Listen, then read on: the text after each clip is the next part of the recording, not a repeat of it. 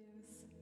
Você pode fechar os seus olhos agora e fazer uma oração de agradecimento ao Senhor Jesus por estar aqui, por ter o privilégio de, mesmo dessa forma tão diferente, poder adorá-lo. Porque, em primeiro lugar, nós somos resgatados. Nós ouvimos o chamado do nosso Jesus, o convite, estamos aqui. Amém? Você pode celebrar o Senhor? Você pode me mostrar se você está comigo aqui essa noite? Aleluia! Aleluia! Abra o seu coração.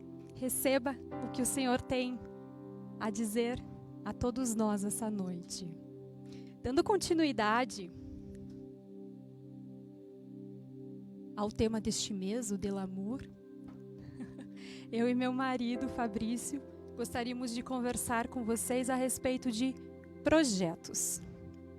Por definição no dicionário, projeto é um plano para a realização de um ato, ou seja, é uma ideia colocada em um esboço. E a gente pode levar essa palavra projeto a diferentes realidades. Por exemplo, existem projetos no contexto político, projetos políticos sociais, existem projetos educacionais, nas escolas, na área de educação. E por que não levar esta palavra, projeto, a um patamar mais profundo, a um patamar mais emocional, que é muito comum, porque a nossa busca sempre foi por amor, e mesmo alguns negando, a gente tem uma certa necessidade de ter relacionamento. Como assim? Agora eu preciso conversar um pouquinho com as mulheres, eu tenho certeza que elas vão me entender. Quando somos crianças, quando somos pequenas, nós lemos e ouvimos muitas e muitas histórias, principalmente aquelas de contos de fada. Basicamente, resumidamente, esses contos falam sobre uma princesa perfeita que enfrenta diversos problemas ali no meio da história, mas que no final ela acaba encontrando seu príncipe tão perfeito ou até mais perfeito, e eles se casam e têm um final feliz Tipo eu, assim. para sempre. Será que eles se iram, amor? E querendo ou não, no subconsciente, né? Inconscientemente, a gente acaba desejando esse final feliz. E isso é ótimo. Isso é um valor que o conto de fada nos agrega. Porém, esse feliz para sempre está condicionado a uma questão: encontrar o príncipe perfeito. Vamos lá. Vamos contextualizar aqui com a nossa realidade. Meninas, eu tenho certeza, e não adianta negar, que em pelo menos uma fase da sua vida, você já imaginou como seria o seu futuro marido. Que pena que eu não posso ver vocês, para ver se vocês estão envergonhadas ou não. Umas gostam mais de loiros, outras gostam mais de morenos, umas gostam mais de magrinhos, outras, né, gostam de um tipo físico assim, atlético. Mas independente disso, independente desses gostos particulares, eu tenho certeza que a gente concorda em uma questão, em um ponto. Todas nós queremos ser respeitadas e todas nós queremos ser tratadas como princesas. E por que não princesas perfeitas? Era exatamente aí que eu queria chegar. Eu tenho certeza que a gente vai conseguir linkar essa minha parte da história com a nossa conclusão. Por quê? Eu vou precisar dar um exemplo, falar um pouquinho sobre a minha vida. Isso me deixa um pouquinho tensa. Mas é por um bom motivo, é para um bom propósito. Então vamos lá. Quando eu era adolescente, talvez ali com os meus 17, 18 anos, depois de sofrer por amor, a gente sofre por amor, né? Eu nem sabia o que era amor naquela época, mas já sofria. Eu lembro de ter conversado com Deus e falado assim: Senhor Jesus, agora eu quero, da próxima vez, conhecer aquele que o Senhor separou para ser o meu marido. E além de fazer esse pedido, eu coloquei alguns em tópicos, algumas coisas que eu achava interessante que o meu futuro marido tivesse. Por exemplo, eu lembro de ter pedido para ele que eu queria um namorado, né? Moreno, que já trabalhasse, que fosse um pouquinho mais velho que eu, que de certa forma fosse independente. Passou-se algum tempo, ou melhor, alguns anos, eu acredito que uns 5 anos, e eu conheci o Fabrício. E ele condizia exatamente com aqueles tópicos que eu tinha listado para Deus. Ele era moreno, ele já tinha um emprego, ele era um pouquinho mais velho que eu, inclusive. Eu lembro de ter colocado como um tópico para Deus que a minha sogra morasse longe. É que eu tinha muito medo dessas histórias, sabe? Que a gente escuta por aí, que as noras têm problemas de relacionamento. Ai, minha sogra deve estar ouvindo agora, né? Pera, eu vou melhorar. Eu vou melhorar. Então, eu tinha realmente receio de ter um problema no meu relacionamento por não me dar bem com a minha sogra. Então, na minha resolução, né? A resolução do problema ali estaria na minha sogra morar longe. E ela morava longe, gente. Bem longe. Eu conheci a minha sogra 2 semanas antes do meu casamento. Pessoalmente, né? Claro que depois que eu a conheci, né, dona Miriam, eu vi que ela era uma bondade em pessoa e com certeza eu excluiria isso da minha lista. Esse item não seria importante mais, tá? A verdade é que começamos a namorar e ele obedecia, ele preenchia todos aqueles meus quesitos. Porém, eu esqueci que pessoas não são feitas só de aparência. Ou pessoas não são definidas se a mãe mora perto ou longe. Mas cada pessoa tem a sua própria personalidade. Como o tema da nossa conversa aqui é projeto, a gente pode comparar a situação a um projeto feito por um arquiteto.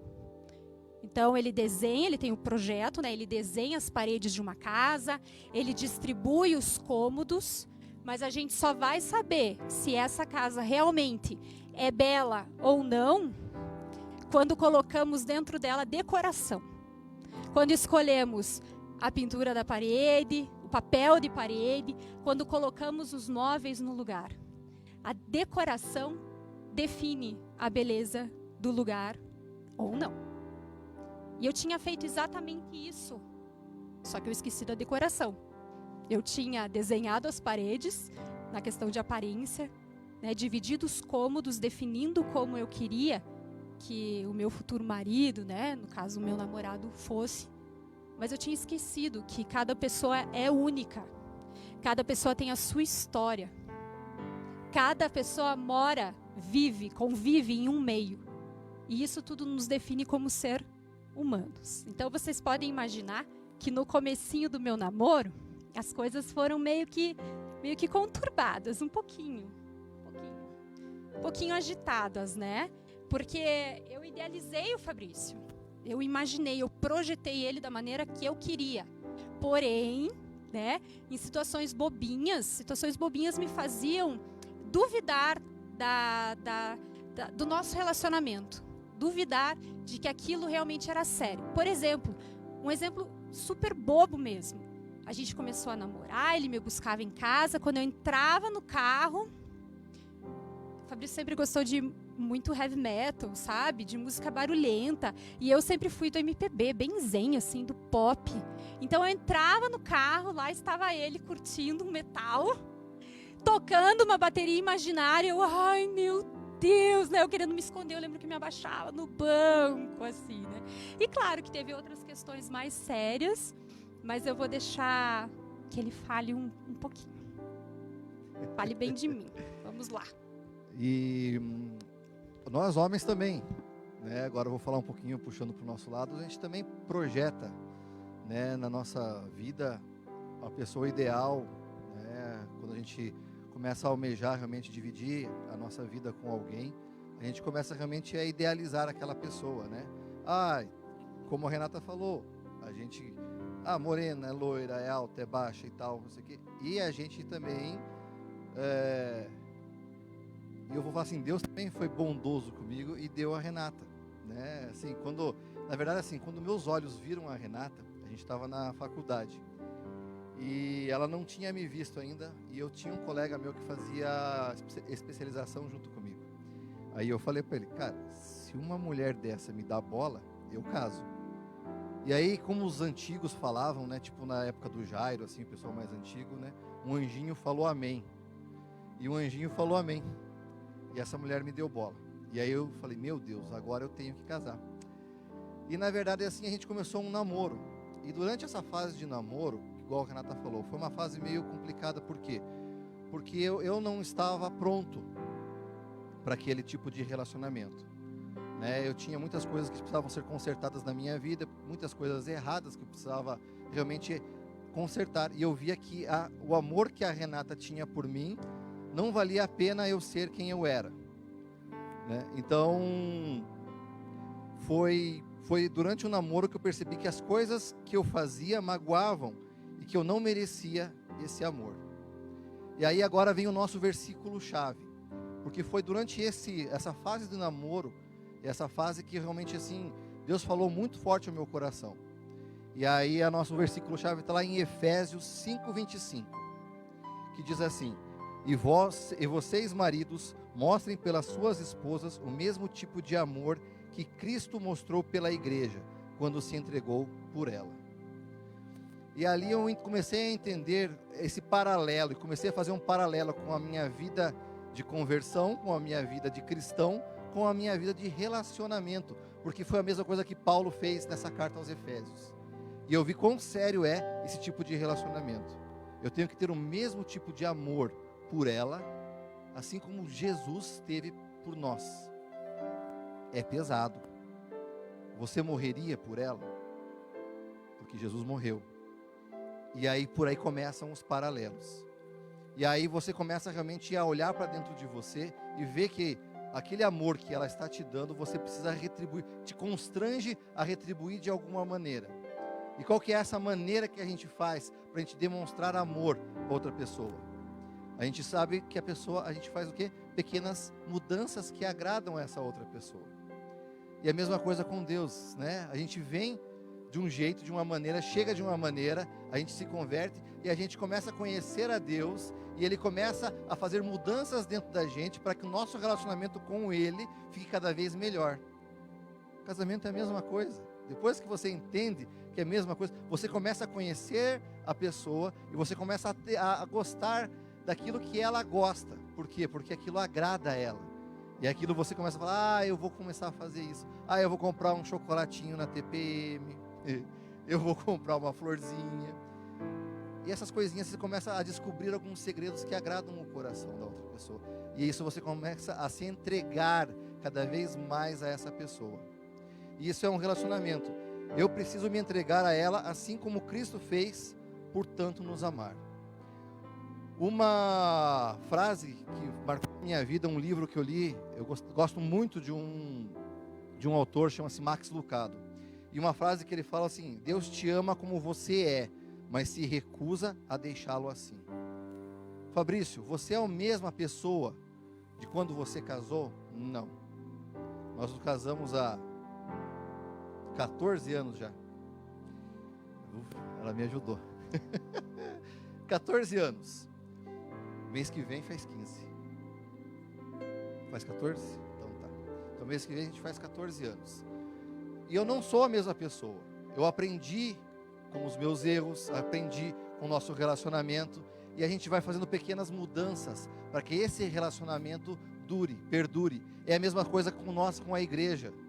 Você quer fazer um relacionamento duradouro com Deus, você precisa fazer as suas pequenas mudanças para que esse relacionamento perdure. Não adianta você falar, eu sou assim, eu vou morrer assim, Gabriela. Querido Gabriela, né? Não adianta você querer ser aquela pessoa e não, a pessoa tem que se adaptar ao jeito que eu sou. Se você ama, você muda. E esse é o sentimento que Deus tem com a gente também. Ele ama, e Ele sabe o tamanho do potencial que a gente tem dentro do nosso coração, dentro das nossas vidas. Eu sei, por exemplo, do potencial que a Renata tem. Então eu preciso fazer com que esse potencial aumente, que esse potencial brilhe. E eu estou aqui para ajudá-la a fazer esse potencial. E eu sei que ela pensa da mesma maneira. E assim, eu e ela vamos nos aperfeiçoando um ao outro, até que a gente chegue num ponto que a gente vai para o céu. E lá nós temos a plenitude. E é assim com todos nós, no relacionamento dentro da igreja com os irmãos. Por isso a igreja é relacionamento. Por isso que um casamento é relacionamento. A gente tem que parar de olhar para a gente e começar a olhar para o próximo. E é esse tipo de mudança, esse tipo de projeto que vai mudando com o tempo.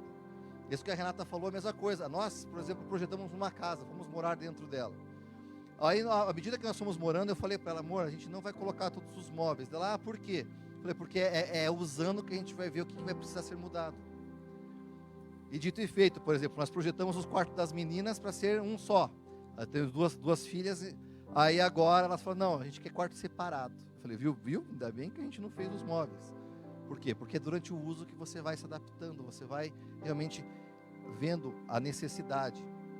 E é isso que a gente tem para falar em relação ao projeto. Então o projeto nós temos que ser maleáveis nesse ponto de acreditar que se aquela pessoa, eu quero ter um relacionamento com aquela pessoa, Deus escolheu aquela pessoa, eu escolhi aquela pessoa para fazer parte da minha vida, então eu preciso também entender que eu estou aqui para ajudá-la a ser melhor.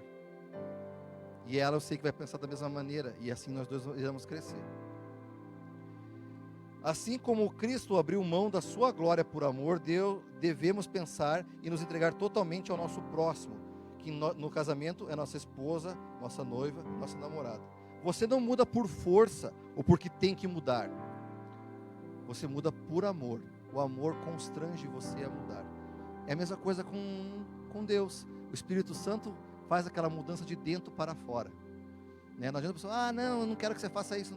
Se aquilo não nascer dentro do seu coração, essa mudança não brotar espontaneamente, e você não fizer isso por amor, fica complicado. E em tudo na nossa vida deve ser assim. A mudança em mim será necessária para que todo o potencial dela seja revelado. E assim vamos nos aperfeiçoando. Então vocês podem imaginar o quanto nós crescemos e amadurecemos juntos, mesmo com as nossas diferenças. Inclusive, ele continua ouvindo metal no carro, só que agora eu não reclamo, agora eu até balanço a cabeça. Olha, Deus nos ama tanto, tanto, e nós somos tão diferentes dele. Ele é a maior prova de que podemos amar e sermos amados de uma maneira inesperada, de uma maneira não planejada, de uma maneira não projetada, mas de uma forma surpreendente. Se o Fabrício fosse como o príncipe encantado dos contos de fada, provavelmente eu acharia ele super chato. Ele não seria um príncipe para mim, ele seria um sapo. O que a gente tem aprendido, né, com o nosso relacionamento, que comparado a tantos outros casais, é até um relacionamento recente, mas já considero um relacionamento duradouro diante da nossa realidade. O que temos aprendido é que ele é ele e ele é único.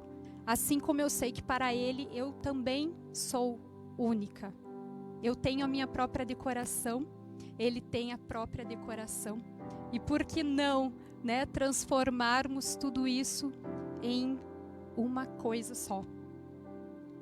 Eu vou falar agora, eu quero, para concluir, eu quero falar um pouquinho com cada um individualmente, que você possa se desligar da pessoa que está ao seu lado. Eu sei que temos alguns casais aqui, mas eu gostaria de falar para você, mulher, para você, homem, solteiro ou não, casado ou não, e o mesmo com as mulheres, para que nesse momento você possa fazer uma autoanálise, fazer uma auto-observação e identificar em você mesmo o que pode ser melhorado.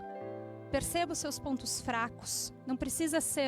Isso não precisa ser definido agora, neste momento, mas que você possa avaliar né, a sua condição durante toda a semana. Quais são os meus pontos fracos? O que pode ser melhorado em mim?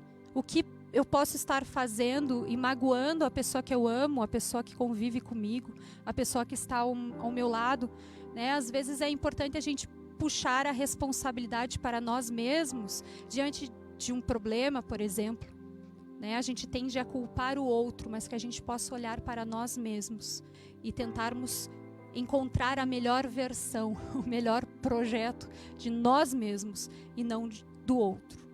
Tanto para você solteiro, tanto para você casado ou noivo.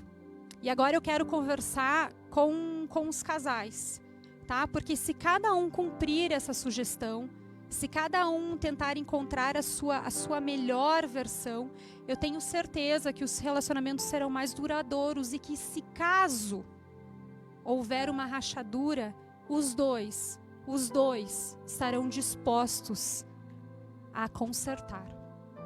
Que você possa fechar os seus olhos nesse momento.